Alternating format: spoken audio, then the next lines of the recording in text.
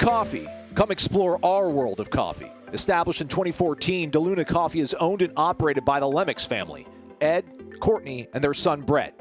Ed graduated from FSU in 1979, Brett in 2009. Lifelong fans and Florida State boosters, the Lemmixes attend multiple football games every year where you can find them tailgating near the Unconquered statue. Wake up with their midnight shift coffee. It's the perfect breakfast blend. It's a collaboration with the Pensacola Police Department and the Rally Foundation. A percentage of proceeds go to the Rally Foundation of Pensacola, who work to raise awareness, support families with kids fighting cancer, and raise funds for childhood cancer research. Use the promo code WARCHANT15 for a 15% discount. Visit DeLunaCoffee.com. Check out their Facebook and Instagram. From Tally to Cali, it's time to wake up. Wake up, wake up. Warchant.com is your ultimate Seminole sports source. And this is Wake Up Warchant, fueled by DeLuna Coffee. Coffee's for closers only. Now here's Warchant.com's Aslan Hajavandi and Corey Clark.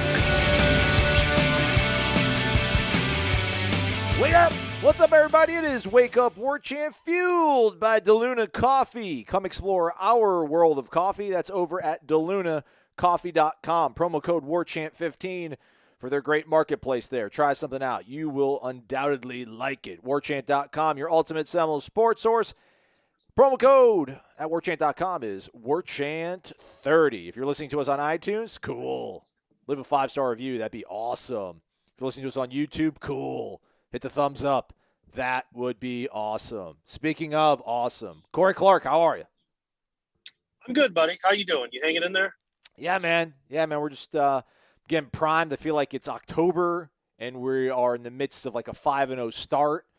There's no days off. We're grinding. Right. It's March. We are grinding in March, Corey. Can you believe that? It's amazing. We're grinding. When you think about where we were this time last year, what we were about to go face, like, buddy, we got spring football right around the corner. Sure, we can't watch it, but we got it. We got basketball. An NCAA tournament is going to happen. An ACC tournament is going to happen. Baseball's being played. Softball. All of it. Soccer is going to start again. Man, it's good to be alive. It's good to be alive and getting to actually cover sports and talk about sports. That's one way to look at it. That's the positive attitude to have, everybody. That's Corey Clark, ladies and gentlemen. Hey, man, just sometimes you got to have that you got to have that perspective, right? Like how miserable everyone was last April. Oh, you're right. And now where we are now. You know what I mean? Yeah, man. You're right.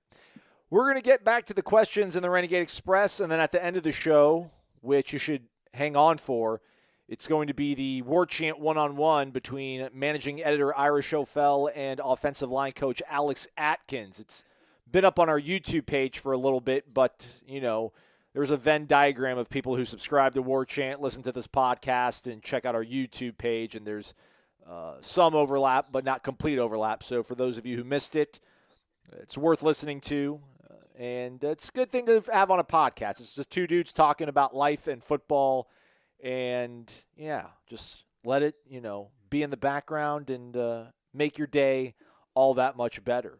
Without further ado, Corey, let us begin. Let's get back to the Renegade Express. Let's start with Drill Sergeant Porter. At attention, ladies and gentlemen. Wake up. Just ordered 5 bags of that sweet DeLuna coffee. Man. Maybe that's the new way. When kids talk about being in their bag, we'll just talk about that DeLuna coffee. Like, I'm in my bag right now, Corey. I'm in my bag. Yeah. Drill Sergeant Porter's in his bag right now. I'm in my Pensacola Sunset bag. I'm in my graffiti bag. I'm in my Midnight White shift, bag. right? Yeah, there we go. Corey knows the deal. Corey knows the product line. Dang right. Anyway, other than their physical skill set, how big is it to have guys like Johnson and Milton on the team this year? Their attitude and expectations has to be a big plus to get things back on track, especially considering some of the traditional football powers like Tennessee and Nebraska, who all seem to just be stuck with no light at the end of their tunnel. Thanks again, and go Noles. Yeah, I think look, man. Tennessee and Nebraska, it's tough. They don't live in states with a lot of talent. They're not in states that can you can just replenish the roster quickly with good players. That's always going to be one of the attractions of Florida State. Is you're just around a lot of good football players, and you have history and tradition. Nebraska has history and tradition. They just don't have any players in that state, and it's hard now to get a kid from Texas to go to Nebraska. I don't think it'll ever be that hard to get a good player from Florida to go to Florida State. So that's why I think Florida State is different than those two. I think it's easier to come back up. Tennessee has to go out of state a lot. Nebraska has to almost live out of state. Florida State, 90% of their signees can be Florida kids. Well, what about the first part of the question? How other than physical skill set, how big is it to have guys like Johnson and Milton on the team? Attitude, expectations, a big plus to get things back on track. I guess you mentioned it, but I guess maybe underscored a little bit, perhaps. Obviously, these guys were brought on board for their physical talent, but you get a little bit of sort of quantitative build up.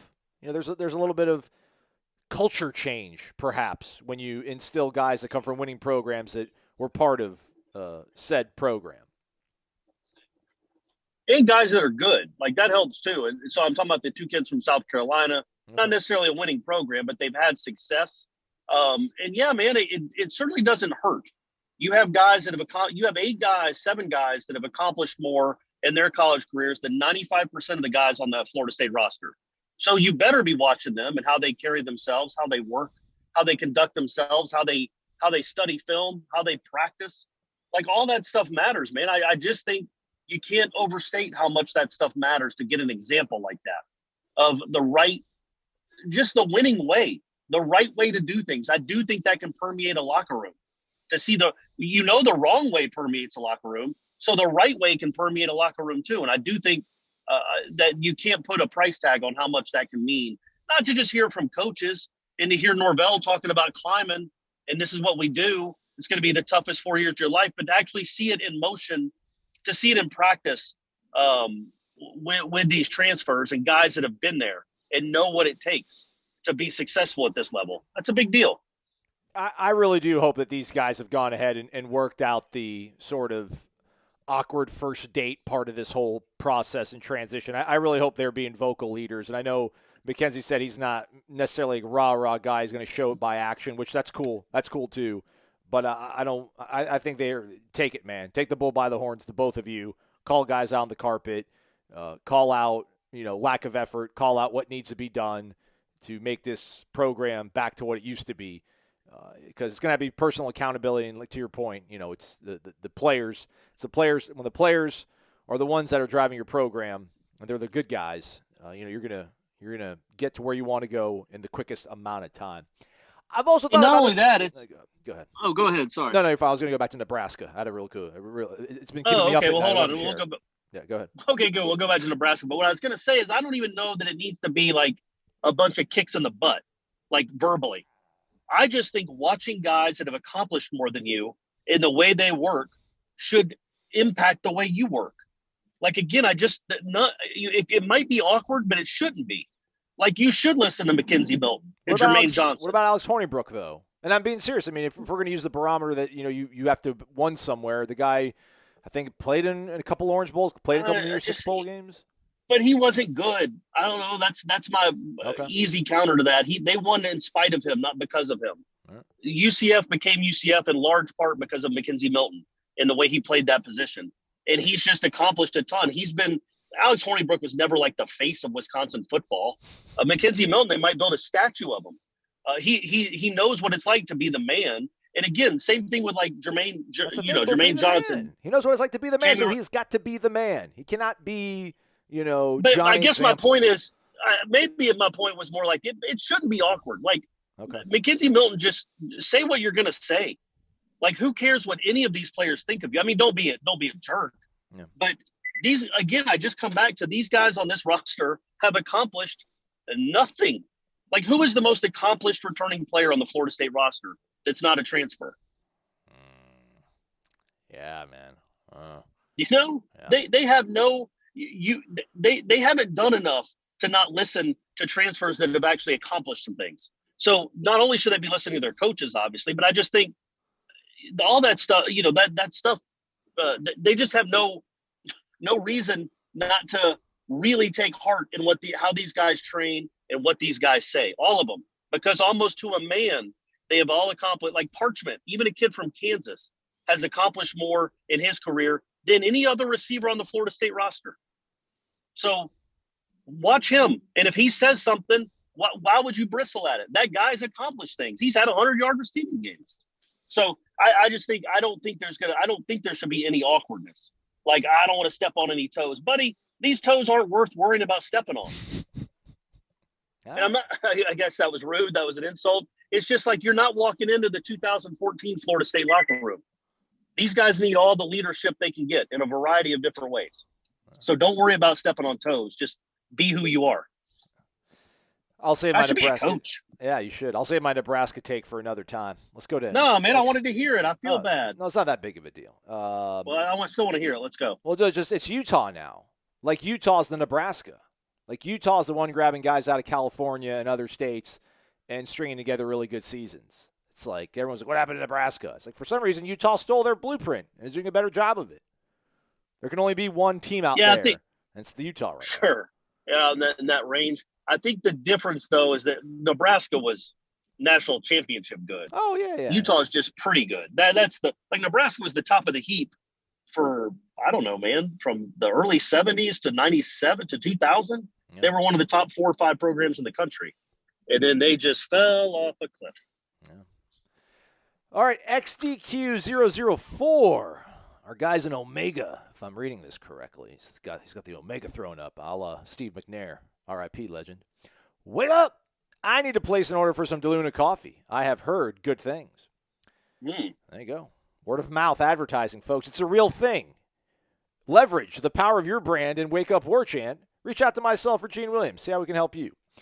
I heard this question on another FSU podcast, and I thought I would ask it here. Why are you guys cheating on us? Come on, man. Name 5 program-changing moments in the history of FSU football. They can be positive or negative. Here are my 5. This is XDQ004. 1980, victory over Nebraska on the road. 1980, defeat of a highly ranked and very talented Pitt team on national television. Number 3, 1992, comeback win at Georgia Tech and the birth of the fast break offense, quote, unquote, and Charlie Ward. Number 4, 1996, dismissal of Randy Moss. With the Freak, P-Dub, Dugans, and Lavernius Coles, we score points on pace with 2013 FSU and 2019 LSU, and likely three-peat. 5, lost to Virginia Tech. It sucked the life out of our boosters and ultimately led to Willie's departure. As always, go Noles. 5. You want to come back to that, Core, or do you want to think about it in real time? I'll think about it in real time. The one that I would definitely throw in there that's not mentioned is the hiring of Mickey Andrews. And I guess that was 83, like late 83, early 84, the hiring of Mickey Andrews, because until that point, Florida State had always been a decent program with a fun offense, but couldn't stop anyone, at least in the early 80s. And then Mickey getting the nationally ranked, getting the best defense in the country to go along with those high-flying offenses, that it's not a coincidence that that changed everything, and the dynasty started a few years later. So Mickey, I think, yeah, man, that's a good. The 80, I wouldn't use both of those 80 games. Just use one, because they both accomplished the same purpose. I would say the 80 Nebraska game out there winning 18-14, and then I think it was the week later beating Pitt 36-22 with Dan Marino, which is still one of the best teams that's ever played in Doak. But I would go Nebraska just because it was on the road. It was a here we are kind of moment. It proved that 79 wasn't a fluke when they went undefeated, but still didn't get to play for the national championship. And then, yeah, those are good ones. I like the Charlie Ward one because of what it did for the fast break offense. That's kind of where it was birthed. And then the negative ones, man, there's 1,000. I think Mickey and Charlie Ward for sure. Man, what was your what would a negative one be? Like maybe Francois getting hurt against Alabama? Like, I think that started, I think like the day later was when Sumlin blew the 30-point lead or whatever it was to UCLA. I think it was the next night. And then when that was like, okay, well, that basically started, it had already started, but that basically sealed that Jimbo was going to be leaving. So, yeah, man. The well was poisoned in that one. I think if you're going to use that, you'd have to go like on a personal level of what was happening in Jimbo's life, which is a little bit weird. I mean, obviously, that's a good one, though. Bowden getting hired, I guess that's just too easy to say. But yeah, I mean, that's to me, that's number one.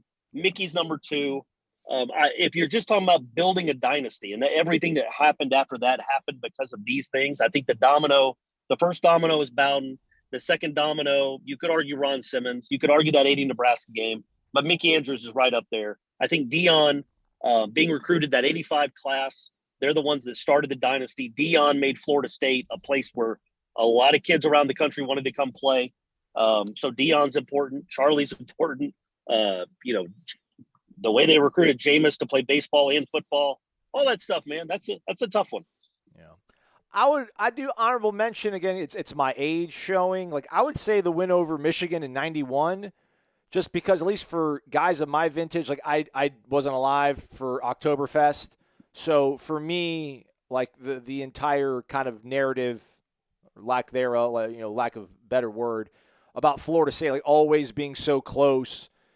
Like that win, I think really, I don't know, it kind of established Florida State as not a flash in the pan, although they'd been doing quite well for 4 years up to that. I just think going up to Michigan, beating Michigan the way they did, kind of showed everybody this. Like everyone talks about how the SEC copied Florida State's blueprint about speed and things of that nature. Well, like I think that it was on display in full color that day in Ann Arbor, and that kind of showed everybody what's going on. But that's probably like an honorable mention. I wouldn't put it on the Rushmore, if you will, or the top five, but I like where you were going with yours. I think.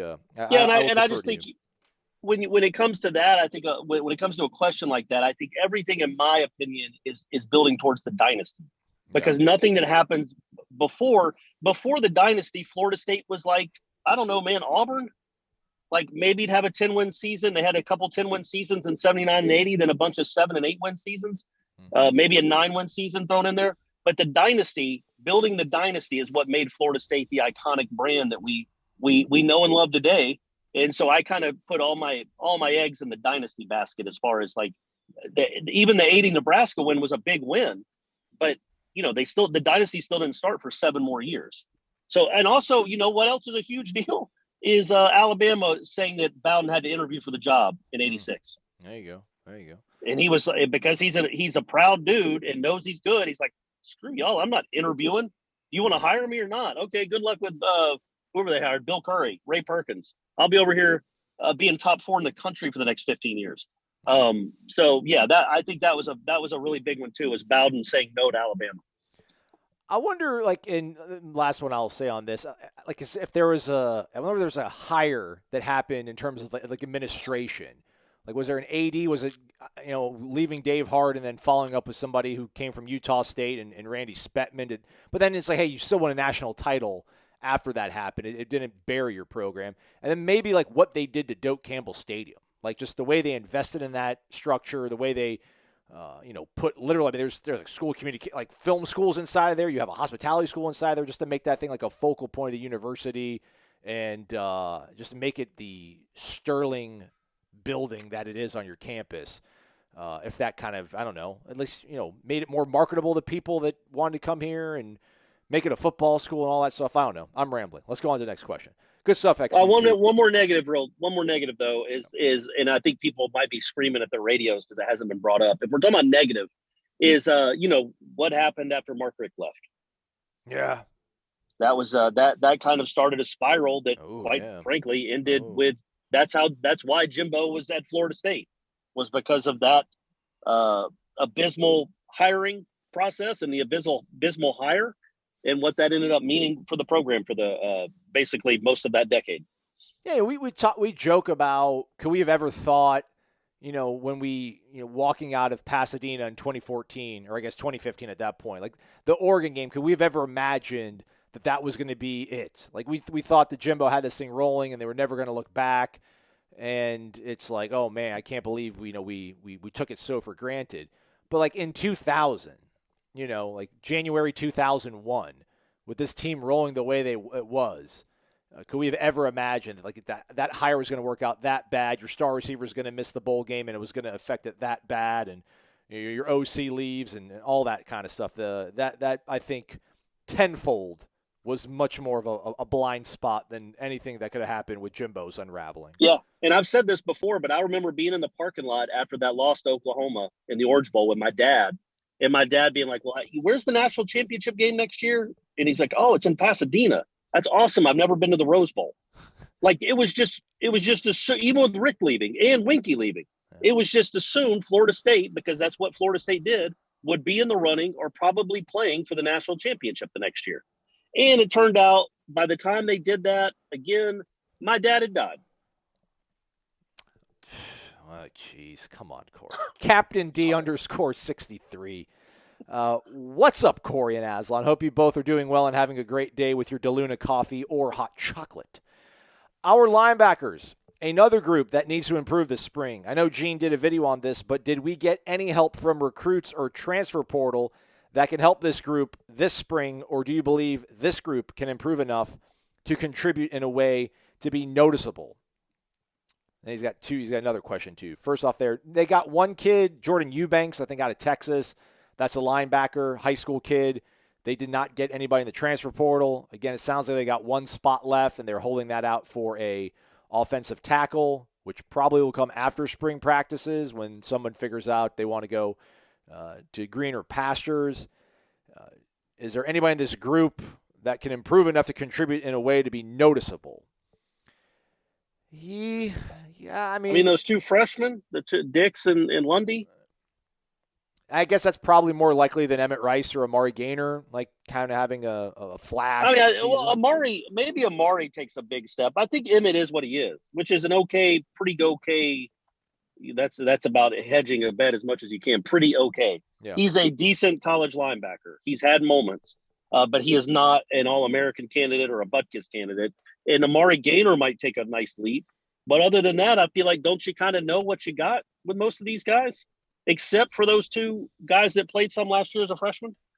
Yeah. I mean, again, I think going to a 4-2-5, which, I mean, they ran some of it. I mean, they weren't exclusively 4-3 last year. But, I think they realize what they have in the cupboard, who they've added in the grad transfer market that's not a linebacker, that they can kind of I don't want to say get away with it, but just what they have in terms of their personnel probably is best fit to run a 4-2-5. And, they've got enough options at the linebacker spots. I think they'll be comfortable with the two linebackers they have. I don't think they're not going to be over the moon with who they roll out there Saturday night or Sunday night against Notre Dame, but I think they'll be more comfortable than they were at any point last year by sort of limiting, what they're going to ask those guys to do. So, but, hey, maybe they'll use that other spot. Maybe a really good linebacker that you just can't pass up will show itself, but we know, hey, and he listens to this show. They get it in Ruston, Louisiana. That's right. Come on, man. Quit. What are you waiting for? This is actually getting out of hand now that you made us wait this long.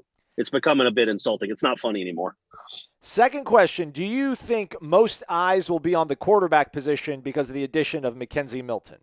Keep up the awesome job. Support DeLuna Coffee. Hit that like button. Subscribe to warchant.com. Best website on earth, in parentheses. And go Noles. God bless, guys. Thank you, Daryl. I don't know if you heard the show yesterday, Daryl, but no eyes will be on Mackenzie Milton this spring because we're not allowed out there. It's a joke. It's not a joke. It isn't a joke, but I'm not mad. I promise. I was just poking fun. But yes, man, that's where the quarterback is always going to be it, especially when there's a quote unquote battle. And you have, I don't know that Florida State's ever had a position room where they have four quarterbacks who have started a game. That can't have happened before in Florida State history. It just can't.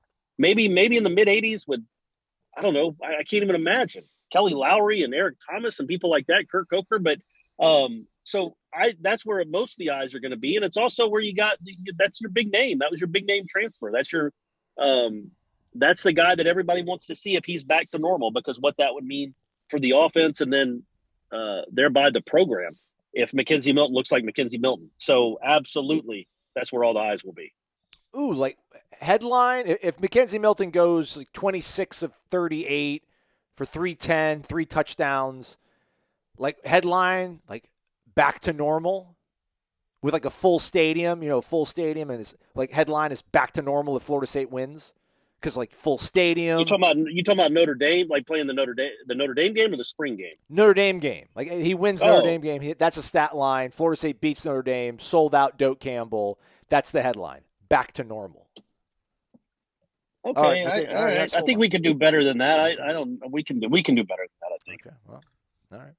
That's Ira's account. I would think mine. First glance, first blush, when I'm thinking about this, I think we should play on the Hawaiian theme a little bit. Naturally. So like aloha means suck it Irish. Okay. Something like that. You got to work on that. You got to take a shot at Notre Dame in the headline and also have a Hawaiian theme in there somewhere. All right. So that's just me. It's just me spitballing. Luck of the island. And so like luck of the Irish. Oh, okay. All right. Try. All right. Okay. I see what's happening. I see what's happening over here. Over 4 out of 5 HelloFresh customers, which means over 80%, because remember, Corey taught us you got to get the denominator to 10. And how do you do that? You doubled it, and then you double the 4, 8, boom, 80%. Over 4 out of 5 HelloFresh customers say that HelloFresh helps them lead a healthier lifestyle with delicious low-calorie, carb-smart, and vegetarian options available each week. Over 25 recipes each week. And the healthier lifestyle, a lot of it obviously is your diet, but just think about the peace of mind. You know what dinner's going to be that night because HelloFresh gives you everything you need. And listen, if it's just you and the missus, you and the mister, you guys can get the 4-meal plan, and then you'll have leftovers. So you'll have this great night of cooking dinner together, you'll have a delicious meal, and you'll have leftovers for another day later on the week that you won't have to worry about. If you got kids, that 4 will feed the entire family. And just think about how cool it will be that, hey guys, come home, mom and dad are going to throw down in the kitchen real time. I don't know. I think that would be kind of cool if I had a wife and had kids, which I don't. But hey, you can have a great meal with HelloFresh. They're America's #1 meal kit. Go to the website, HelloFresh.com. Use the promo code WAKEUP12. That will get you 12 free meals over the span of however you would like with free shipping. Again, HelloFresh.com/WakeUp12 for 12 free meals, including free shipping. HelloFresh, America's #1 meal kit. Random_John. Wake up, Corey and Aslan. Everyone, drink DeLuna coffee. It's a delicious delight. Look at go, John. That's a winner right there. Look at that, all this creativity. Would you say out of all the decisions the Lamoxan have made over the years in their lives, partnering up with us has to be the best, right? I mean, this is crazy. So. I mean, this is just going through the roof. They're getting advertising slogans out the yin yang. Everybody's ordering from all over the world. Just good stuff all around. Yeah, man. Again, if we can help you leverage your brand, reach out to Gene Williams or myself, Aslan. Now that the FSU basketball team is a program of significance, will Leonard Hamilton be cautious during the ACC tournament? I understand he has the Herm Edwards philosophy of you play to win the game. Hello. The philosophy on paper makes sense. However, what does Coach Ham gain by risking the health of his starters against middling teams like Duke or Boston College in a meaningless tournament? I say send the Vipers out there. Then Hamilton and company can really show their coaching acumen as Travis Light and Justin Linder rain threes and Agam finishes every game with a triple-double. I don't know that Agam would be able to finish a game without fouling out. But yeah, man, hey, I'm all for it. Especially you hate that like a middling team like Duke will hurt Florida State's like net rating. Right. The North Carolinas and the Dukes are kind of bringing down the brand right now. How crazy is that we just had a question about a middling program like Duke against Florida State is just remarkable. It'll be interesting, but most of me thinks, number one, he'll never not care. He's going to go out there and want to win. But also, you at most you're guaranteed 3 more games with this team. At most. And you're not even guaranteed that, let's be honest. If it gets shut down again, you're not even guaranteed 3 more games. So I just think you enjoy this team for as long as you have it, play to win every game. And if the championship's there to be won on a Saturday night, even though it's a goofy ACC tournament in a crazy year, go ahead and try to win it, and then let the chips fall where they may. And you just hope that your best players can survive physically and be ready to go the next week in Indianapolis. Do you think he has like any residual hurt? That's a bad word. But like any residual kind of lamentation or regret about the way 18-19 ended with David Nichols was nicked up. Phil, obviously, I mean, that was, losing his father more than anything. But I don't feel like he mismanaged those guys. But do you think that he just remembers thinking, because I know that, I mean, to a man, that they really, really, really liked that team. And they thought that team was healthy, that was a Final Four team. So, like, do you think that factors at all into how he's going to manage these next few games? To my point, like earlier in the week, honestly, like if I'm all about like play one game really hard and then after that, whatever, come back home. Because I don't know how I feel about their last 3 games having been, Boston College, Notre Dame, and then, and if they bowed out like in the first game of the ACC tournament, then I'd be like a little bit concerned. But I want to see them at least kind of come out competitive in one of those games in the ACC tournament. After that, you guys can come home. I think your well, one thing they do need to do, and maybe that'll start tomorrow on Saturday against Notre Dame, is you need to prove that you can shoot well away from Duggar Center. Like, it's great that you make 12 and 13 threes a game at home, but you're only making 4 or 5 on the road, and they're not shipping the Tucker Center to Indianapolis. You're going to have to go make shots in another gym that's not your own. So at the very least, use these next 2 or 3 games, if you play a couple games in Greensboro and then this game in South Bend, to show and get some confidence that you can score away from home and make shots. But yeah, no, they're always going to play hard. And looking back on that year, 2 years ago, I think Nichols was fine. He got hurt in the Vermont game. He did something in the Vermont game and then couldn't play. And then Kofor, he went really hard in the ACC tournament. They were trying to win that tournament, and they thought they were going to win that tournament. And then Zion happened. But you got to try when you're Florida State. Well, you're any program really. You got to try to. Zion played 38 minutes in that game in the ACC tournament, and 40 maybe the game before against North Carolina. So it meant a lot to Krzyzewski too. I think Leonard will coach to win the thing, and win the tournament. But and Kofor, back to the point, Kofor, I think it re-injured what was all. I know his pop passed away there, but I don't know that he was going to be able to play anyway because he had re-injured it in the ACC tournament. Now, maybe if Leonard had to do it over again, he maybe doesn't have Kofor play as many minutes. But, I think that's hindsight. I think if MJ can play, if Malik can play, and if Scotty Barnes is okay, you play them their normal minutes. That would be, I think, the way they'll handle it. Yeah, but AR just run out the walk-ons. I mean, so you don't think that would affect his? I mean, that's the thing. I don't think that's hindsight. That's history. That's like practical apples to apples almost comparison. Like, hey, we were in this situation. We pushed one of our horses a little too far. Probably bit us a little bit in the butt later on. I just don't. Yeah, I don't know what like winning. I mean, because they're gonna have a double bye, so you win like one game and then you're in the semifinals. Like, man, again, that's Correct. the whole thing. So yeah. win one game, man, and then just I'm not saying sit everybody, but I don't know.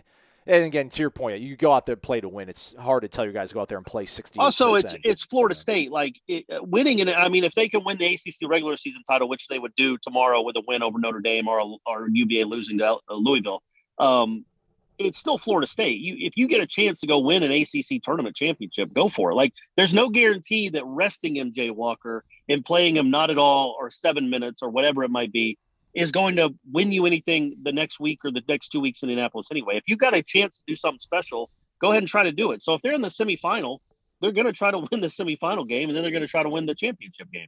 And, there's been plenty of instances where teams have done that and then also had a good run in March. So in March Madness. So, yeah, it's, I think he'll be, but he's, like you said the other day, he's very cautious too. Yeah. Like, he's not going to run a kid out there and play him 36 minutes if he's hurt. So I don't think we have to worry about that either. Do you think we'll get invited to a watch party next Sunday? It'll be a Zoom watch party. Yeah. They'll have like Nate Jack's phone set up in the corner, and we can just watch him on IG Live or something. That'll be something we can do. I do not think that'll happen. And that would be great if it did, but I don't think it will. That'd be cool if they set it up. Have you ever been to one of those?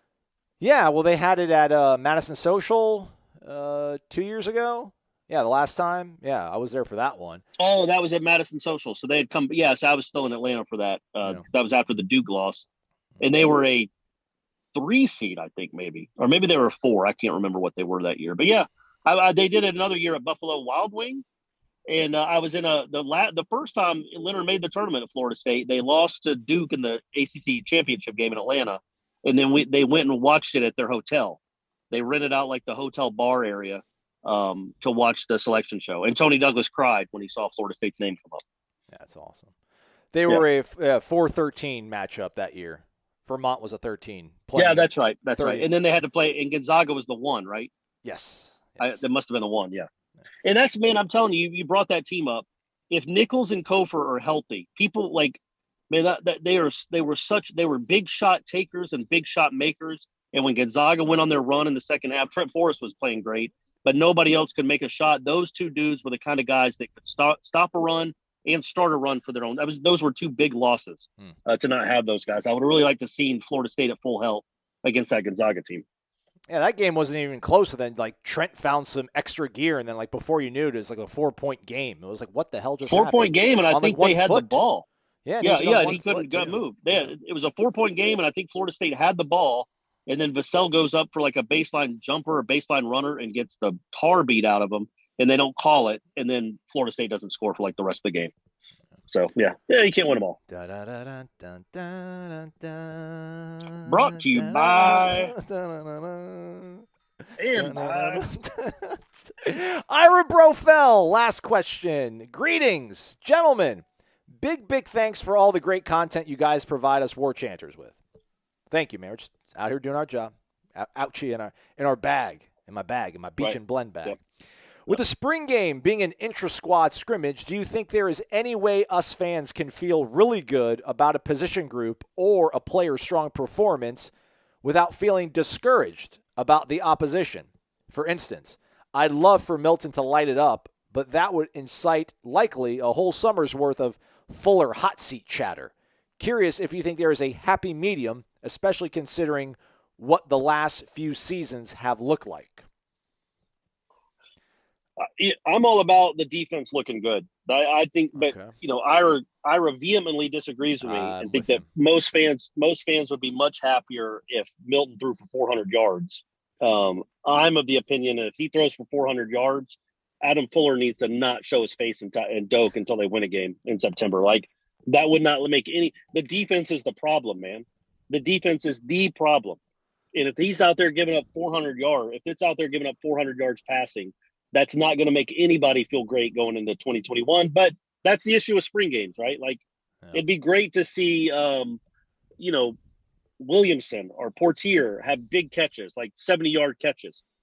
But then it's like, well, is that really what you want to see? You want to see another Florida State DB trailing a receiver into the end zone? Is that what we're all looking for? So that's the problem with spring games. It's the fun of spring games, but it's also the problem. It's like, yeah, I don't know. I don't know that was great to see Pokey Wilson break 4 tackles and then go 60 yards to the end zone. I'm not sure why I'm cheering. So yeah, that's always the issue. I guess you can explain away if the defense does well that, at this point defense is ahead of the offense, right? Sure. Like you can use that up until like the 4th or 5th practice or the first scrimmage of fall. Then it's like, okay.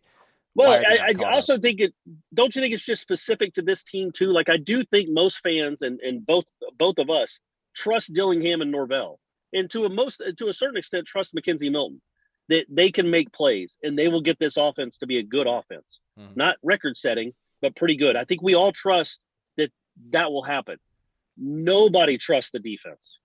So if the defense comes out and gets pressure on the quarterback, and then gets maybe an interception or two, forces a fumble, doesn't give up 9 40-yard plays, I think that's something that builds more confidence than anything remotely like we saw last year with the defense.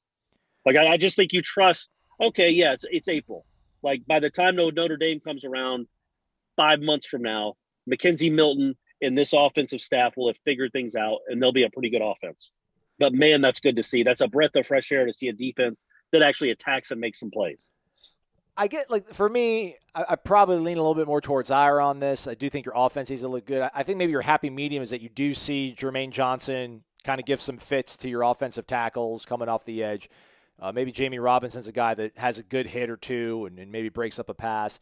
But I just think there hasn't been enough overhaul on the defense to really flesh out a good performance out of them. So if they were to go out there and really limit the offense, I think my initial reflex reaction would be like, well, golly, I think the offense took a step back, less so than the defense taking a step forward. Because I don't think there's enough pieces. I don't think there's enough time to really make this defense look that much better in the spring game. Now come September 5th or 6th, whenever the Notre Dame game is, yeah, man, that's I think that's another kind of discussion for that time.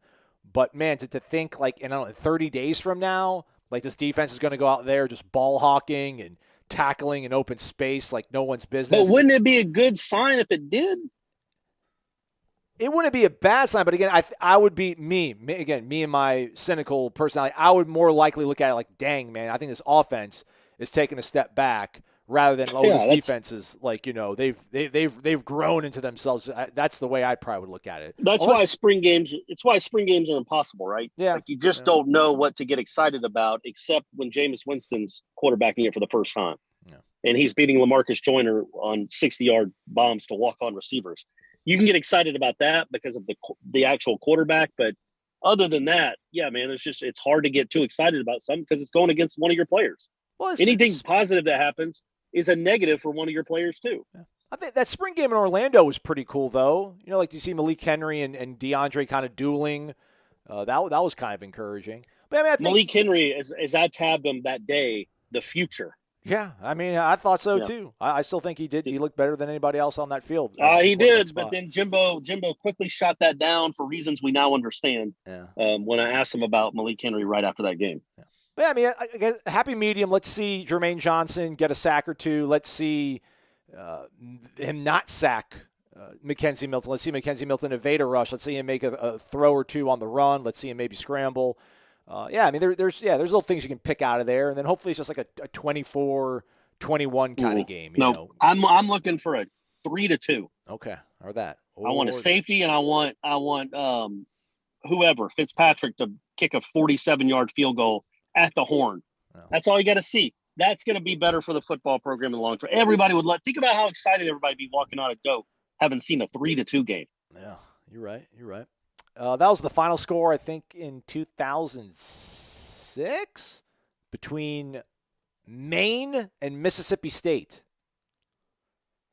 Was it Maine? I thought Auburn. I thought Auburn won a game like that. No, yeah, I'm sure you're right. It was Auburn or something. That year, Mississippi State, I think, lost to Maine, and then they lost to Auburn 3-2. Yeah, 3-2 or 6-2. Yeah, I remember something like that. Yeah.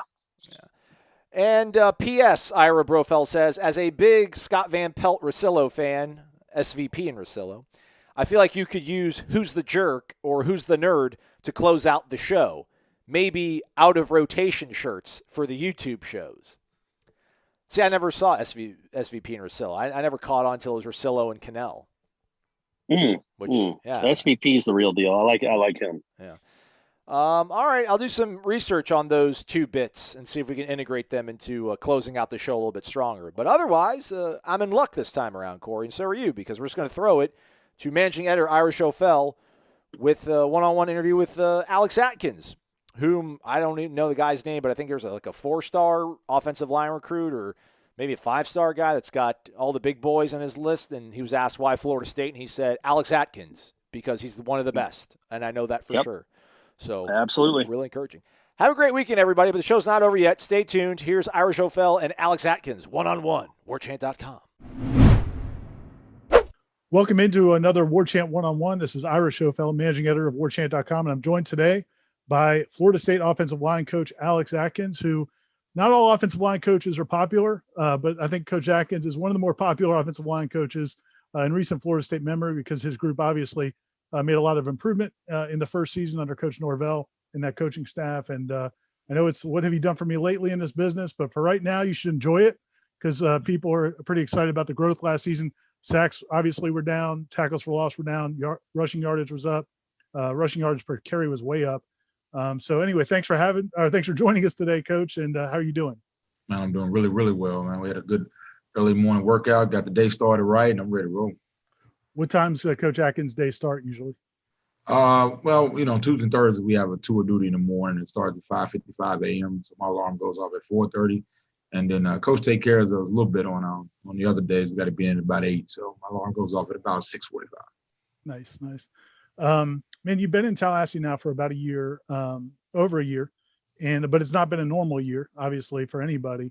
Mm-hmm. Have you had a chance to get out and see much of the city and talk to people and experience any part of I know as coaches you guys move around a lot and sometimes you're not in a place too long. Have you gotten a chance to get a feel for Tallahassee in your first year? Yeah, uniquely Florida has been a place that has allowed some limited seating, and a lot of restaurants have been open and stay in business, which is always a blessing. So we've got to see quite a few places and get around a little bit and see the car museum. We've been to quite a few places that have really impressed us, and also the restriction in recruiting, where we would have been gone a lot of the month of January, and coming up in a little while, we've been able to stay here and enjoy Tallahassee, which has been fun.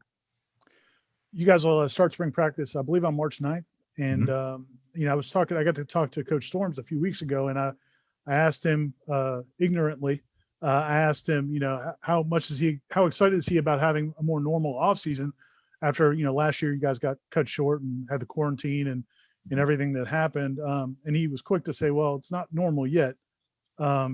Is it still not normal? I think a lot of times as fans or media, we feel like, okay, they're going to get a spring, so it's back to normal now, but is it still not where it used to be, or what we perceive to be normal? We still continue to fight through the effects of the virus, which I don't know if we ever will go back to a complete normal of what we are used to and seeing. So we've had to adapt and improvise, but I do believe that normal or improvement has been us being around the players, where we were limited, where we couldn't be around them for a while. And as we learn more about the virus and how to function around it and through it and work through the problems of it, we've been able to gain better relationships with our players. And that's invaluable. We want to work them hard. We want to see the improvement on the field, but us being able to develop genuine relationships, I think, is more valuable than anything.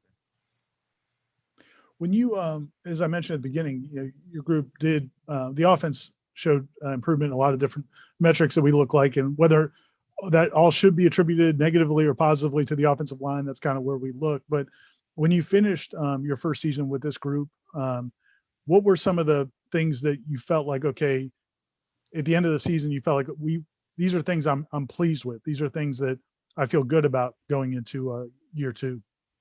Well, it really had nothing to do with anything statistical or on the field, more as just the group coming together as an actual unit.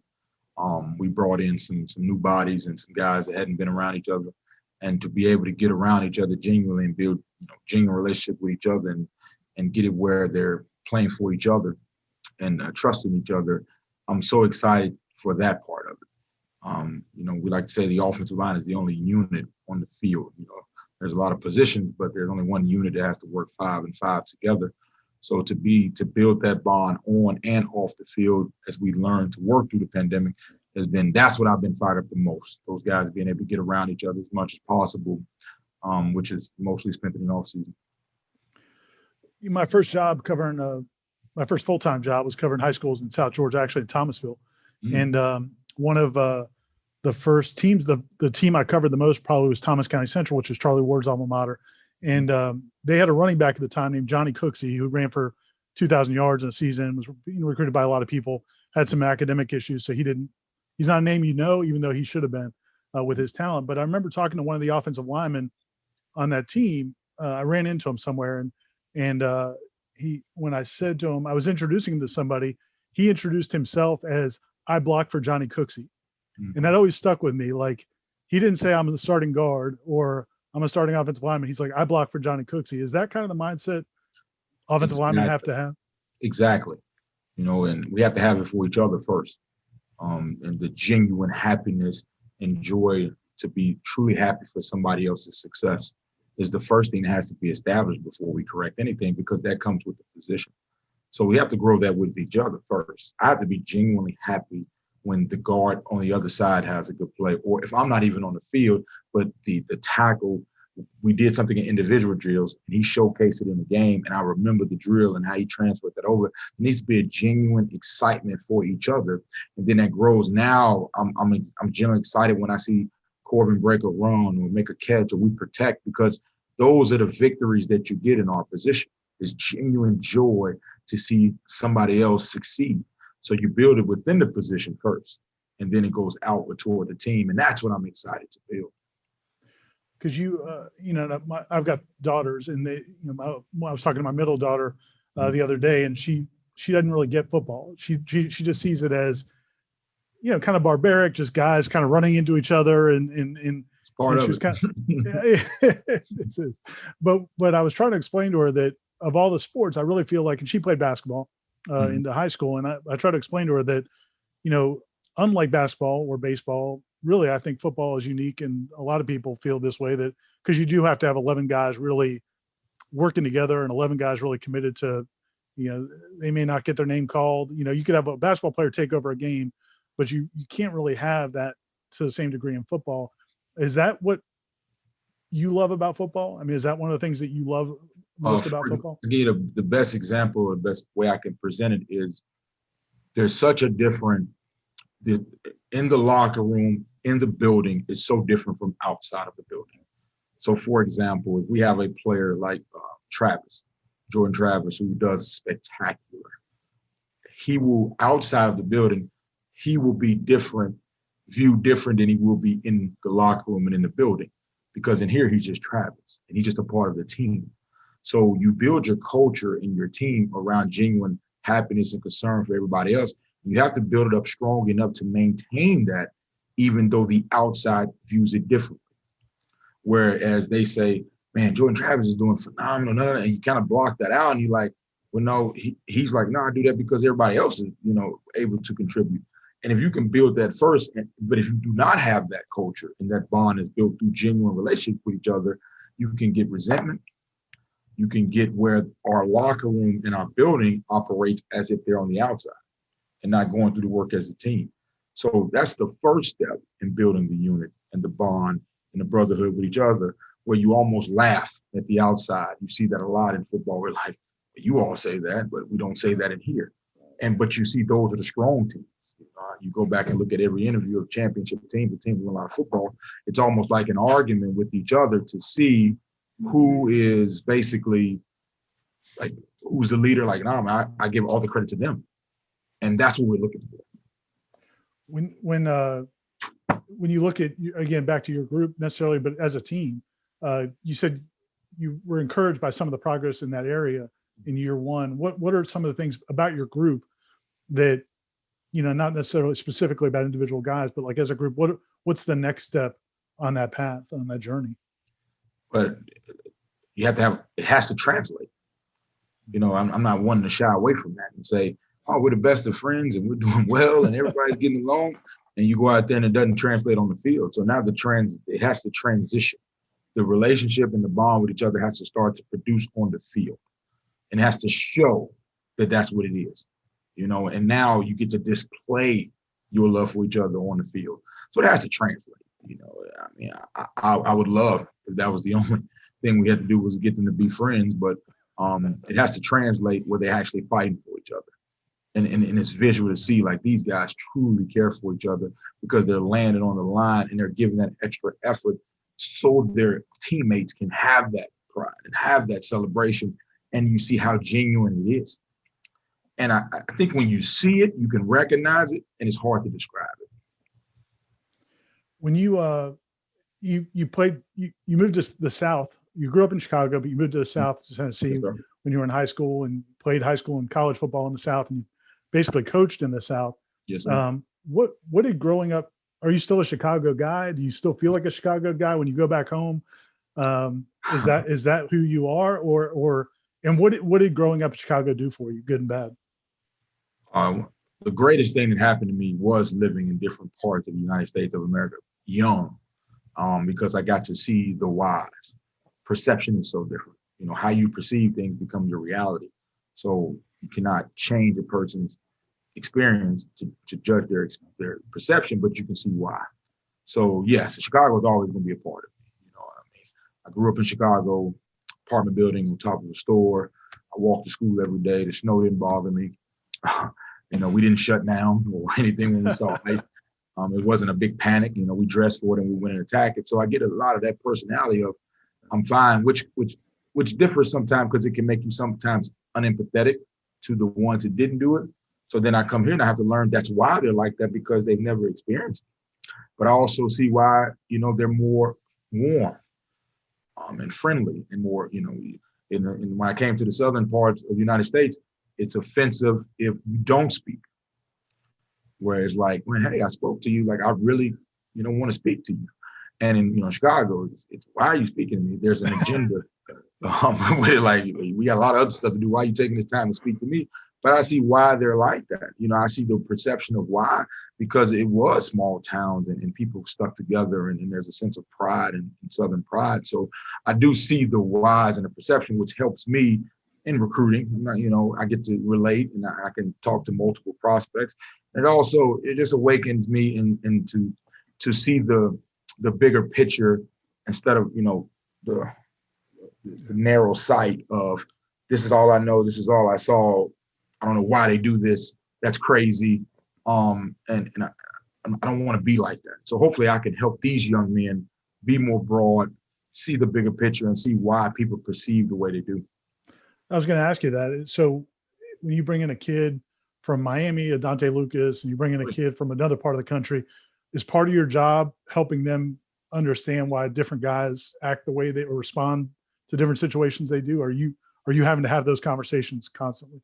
Absolutely. You know, because you judge your right and wrong off of your own perception when it's not their right and wrong. You know, now there's an overall right and wrong based on your moral and religious belief, but let me tell you why he believes this. He's never seen this. He's never experienced this. So when you talk about what your experience is, let's just share each other's experiences, which brings us closer. Coach Norvell took our whole team up. We went up to the lake last year. And it was awesome because we got to sit around as a position group and we got to share our experience that got us where we were, even coaches included. And it was awakening for a lot of players like, man, I didn't know you went through that. I didn't know you perceived. I'll give you an example. I heard the best example is there's a person that might be scared of spoons. And you might think that's ridiculous, right, that you are scared of a spoon. But that person could have been hit by a spoon one time. And that's all they go back to that in their memory. So you're less empathetic and calling it silly when that's a real trauma that person went through and experienced. So it teaches you empathy and it learns you why. Now that I know that story about you, we're closer. You shared that personal experience. So now you're in a circle that don't make fun of you for that because we know you and we care for you. So when the outside makes fun, you have a group of people that protect you. And I think that's what we all want. So you, going back to Chicago, I know you're younger than I am, but were you catching the tail end of Jordan in the Bulls when you were still there? Was that something you were aware of? Man, the Chicago Bulls are very deeply loved in my family. The Bulls, the Bears, and the White Sox. We grew up on the South Side. There's no going away from that. There's no whoever's winning. No, man, we were deep rooted in the Bulls, Bears, and the White Sox. So I was the Jordan, the Big Herd. I mean, you can, even going back to Walter Payton all the way up to Devin Hester. I mean, there was no option. There was no negotiation. There was no other thing. You couldn't even bring up another team in our family. Not even so. It's not like no family rivalries or they grew up like that didn't exist. We might have my uncle like the Pistons and he just couldn't come over. So what's that like, man? Because again, I grew up in Miami, and so when I was a kid, Dan Marino was larger than life, and they were doing what that passing game was doing. Revolution. Yeah, man, they were unbelievable. But the team never won. You know, they didn't win the Super Bowls. They weren't. What's unique to me about the Bulls was like you had the best player, you had maybe the best all time, you had the best coach, and the best team that was having the most success. Like, what did that do for the city? Like, what was the pride like as a kid during that time? You get a lot of pride when you leave the city and you got on your Bulls gear on. You know, it gives you a sense of pride. I'm very similar to Florida State. Mm-hmm.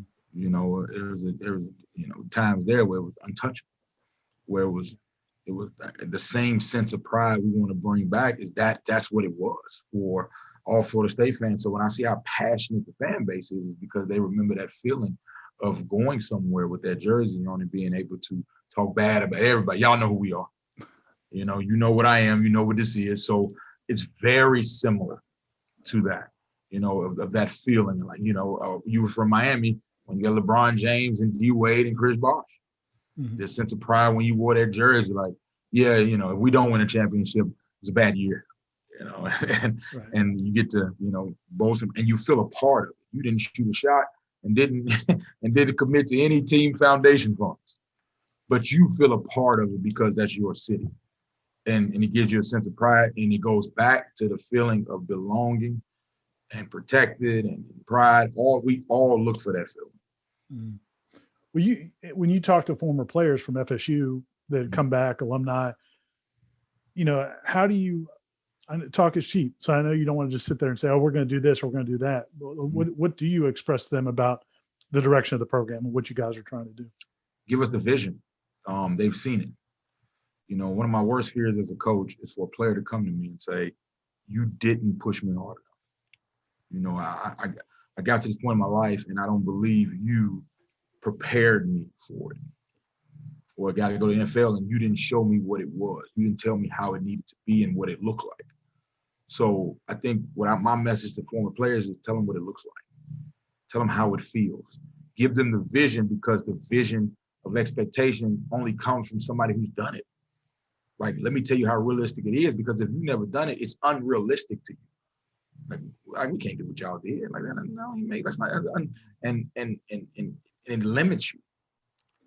So, I hear people say about it all the time when they grow up in a family with nothing, and a 9-year-old walks in and says, "I'm going to own my own company." And that limitation of his parents is like, "No, you're not." Let's just make sure you get a job, and let's just get a retirement, and you made it. And people don't understand how that person has that vision. So my deal to the older guys or the alumni is to show us the vision, not us, the players. Connect with them and let me show you how it's done. Feel that sense of responsibility where whoever you connect with can never say you didn't tell them how it looked, show them how you couldn't show them the path. Because at least you did your part by saying this is what it looks like. So your personal career, you have been mostly an offensive line coach, but you've also been an offensive coordinator, and you've helped coordinate, I guess, different parts of offenses. What was that something that you knew that was something you wanted to pursue from day one in coaching? Has football just made sense to you from a schematic standpoint, or is that something that you've kind of developed? I love the strategy of the game, and to be honest with you, it started off when the early days of playing Madden. I'm not going to be totally transparent. When I would play Madden and you the O-line guy, everybody says, "Oh, you just going to run the ball," because that's what O-line guys do. So I took it. I was in college, and I'm going to learn this pass game. And I'm going to learn about drives and angles and routes and coverages and things like that. So that's where the desire started from. And then when I started coaching, all I heard was O-line coaches can't be coordinators. That's the stereotype that gets thrown out there. They already had enough responsibility. And I was like, well, and then it becomes a challenge once again. All right, I want to take on that challenge. So I had to challenge myself to go learn multiple parts of the game and the rules because a lot of coordinators, rules and regulations and how to manage the game too. So I challenged myself to learn that. I give Willie Fritz a lot of credit because he allowed me to pursue those dreams, and he told me, we had a conversation. Said, "You want to do that? Show me you can know it." And then he gave me opportunity to first call a game. He allowed me to call a game. That was the first opportunity I had. So it was more of the challenge of what you can't do. What was that like the first time? I mean, like, were you really? It was fun, because just like that foundation had been built for trust. So your players are genuinely happy. Same way they're happy for each other. They're gonna "Coach, we got you. We know how you feel about this, how you help me. Man, I'm gonna show up for you." And that's what changed my whole perception in coaching that moment when I got named the interim coordinator, like, "Coach, we got you." And then we go out, we score 42, we win the game. I'm like, "Oh, this is easy." Yeah, anybody can do this, But the reality of what it was, the players embraced and said, we're gonna fight for you, Coach. We're gonna make sure we do this for you. And so that was rewarding. When we talked to you when you came in about a little over a year ago, you said one of the reasons you were attracted to this job was not only Florida State but also the opportunity to work with Coach Norvell and Coach Dillingham and this staff. And then I think when we talked to you in the preseason, you mentioned that there's not, one of the things you've learned is that there's not really like a magic formula. It's about the work and it's about the preparation. After a year, what are some of the big takeaways from being on the staff? You hit it right on the head. That's even stronger. My statement then is I believed it, but going through a year, I strongly believe it. We like we talk about the outside versus the inside. The outside believes that coaches have a magic playbook. Oh, we get him, we're going to score 100 points because he's a great mind, and things like this. And there's some of that some coaches can put players in position, and we can see that, But getting them to believe in you and believe in the process. And when a player knows that you are genuinely trying to put them in the best position possible, you will see the change. Everybody will. Now, it'd be a credit to everything else in the outside world. It'd be, oh, man, they did this, they did that. You got to have that. Now, we understand that. But the reality of it is that they believe that you're wanting to put them in the best position possible. That's the magic of this game. That's the secret. That's the secret sauce, is putting the players in the best position possible, them believing that you're doing that, and them giving everything to you because they know you believe. They believe, if I do what coach is telling me to do, this is the best thing for me. Once that trust is built, it's fun. Because now you can make it seem like, yeah, we work those. I love cone. Coach Johnson always said, we think it's the cone drills, but everybody doing the same drills. Everybody's doing the same program. This football is a pretty, copied. Everybody runs the same pretty much schedule. So what is the magicness? No, it's not the secret playbook that you clutch on the sideline. I'm looking for that book. And then on the topic of player development, one thing, again, seeing my daughter come up playing sports and the lack of confidence that a lot of kids have. I think we see college athletes and professional athletes for sure and feel like, okay, but that they've got to have all the confidence in the world. Is that a constant battle, making sure the guys and I would imagine this generation with social media and everything else, it's got to be a challenge. Is that something that guys, even in college football, guys are 6'5", 300 pounds, still have to need help with sometimes? Of course. There's a lot of I'm not going to just blame media. A lot of just attention in general has not separated professional athletes from collegiate athletes. We criticize them the same, but they're two different stages of their life.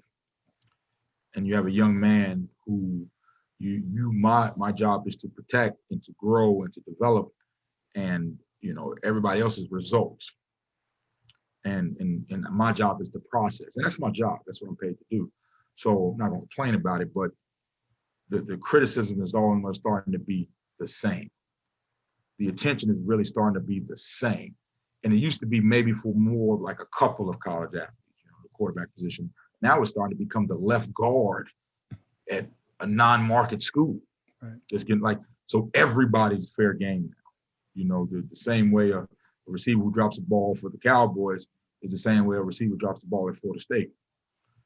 And they're two different points in their life. So we have to rapidly prepare their confidence for that.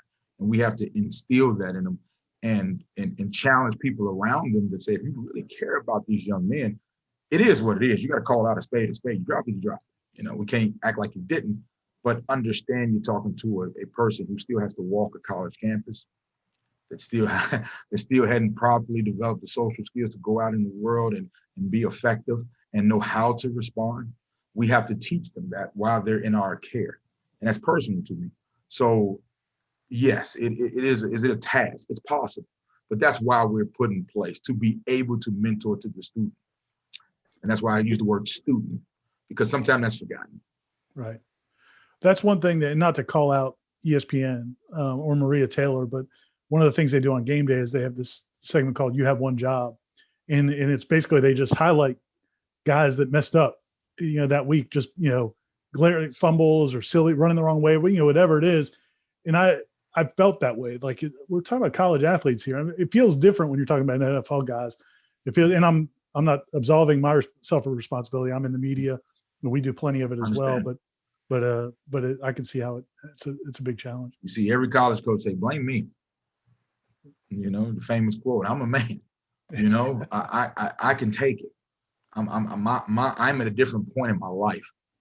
So if your line is bad, it's my fault. That's who it is. There's nobody else blame. It's on Coach Atkins. And that's what we're in place for. But as a coach not like that, then that's disappointment. That's on me. If he missed that, that's on me. Please tear me up. Right. I'm good with it, but let's try to protect our students. Cool. I just want to hit with a couple of quick hitters before we go. So if you weren't watching football, which sports is it? I know all the Chicago sports. Well, the Chicago sports on the South Side, not the Cubs. But which sport do you like watching when you're not watching football? Basketball. I enjoy watching basketball. Growing up in Chicago, that was the number one sport. My brother was a basketball player, and I enjoyed that the most. Basketball. You got Patrick Williams, Florida State guy now with the Bulls. He's big time. We're building. We're in that transitional stage right now. We're gonna get it. And then TV, movies. Are you in fiction, nonfiction? What kind of stuff? I know you're a history buff. Oh, yeah. Away from entertainment, but what kind of things do you like to watch? I love to read nonfiction. I like to watch nonfiction. I love documentaries. Like that's the biggest thing in television that's grown bigger than ever is the documentary series, the docu-series. That they break down a series on Netflix, like a bunch of them, and so I enjoy those kind. Now I like comedy. I love the Martin Show. I can watch it. They ain't had a new episode in 20 years. I can watch it all over. I got the DVDs, and how many people still got DVD players? I still got the DVDs of them. I love that. And all the old sitcoms, Fresh Prince, Martin, all those things that come on, Cosby Show. I mean, any sitcom that comes on that I really enjoy. I love Friends, Seinfeld, throwbacks, Cheers, All in the Family, anything like all those things we grew up on. I enjoy the sitcom world. Gotcha. All right, man. Well, listen, I appreciate your time again, Coach. I appreciate it, and good luck. I know you guys have been working hard. There is no off season, but spring football for the rest of us to get to watch some of the work and hear more about the work is coming in a couple of weeks. So I appreciate your time. Thanks again for joining me, Coach, and good luck this spring. Thanks for having me. Warchant.com is the ultimate inside source for FSU football and recruiting. And now you can get in on the action for free for an entire month. Warchant.com is offering a risk-free 30-day trial subscription. Get full access to the #1 website covering the Seminoles just by entering the promo code WARCHANT30. That's WARCHANT30. Sign up and get in on the world's most active FSU message boards. Receive breaking news, stories from our award-winning staff, plus get exclusive interviews and videos. Just enter the promo code WARCHANT30. Warchant.com, your ultimate Seminole sports source.